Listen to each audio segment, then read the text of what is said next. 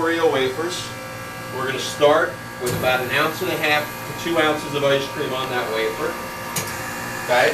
The Oreo wafers will also fit into your 6-pack sandwich trays. So as you see, they fit right into the plastic sandwich tray. You can make them in all different flavors. We can roll them in different things.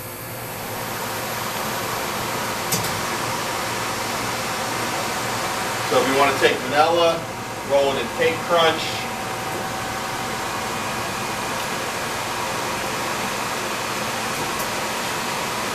And if you come over here in this machine, we have a soft mint and a soft birthday cake.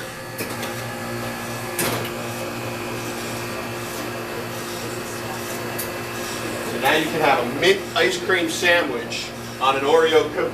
Again, rolled in chocolate chips, rolled in chocolate sprinkles, or you can just leave them plain.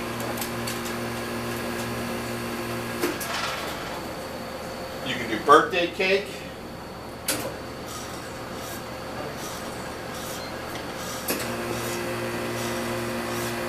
So you can basically flavor your soft serve ice cream into whatever flavor you want using the national flavors. We have all the flavors and all the ice cream mixes and sandwich wafers at Dingman's Dairy. So you can order them on our website or through your sales rep. The other thing you have to remember is it's important to keep all of your components cold. So make sure your cookies are cold, your sandwich trays are cold, the trays that you have on there are cold. Once you fill your 6-pack sandwich, you can close your tray. And one of the important things to do is now you're going to put this in your shock box. Leave them standing up so your ice cream does not melt from side to side. Put them in there for a few hours and then you're okay to put them into your novelty case.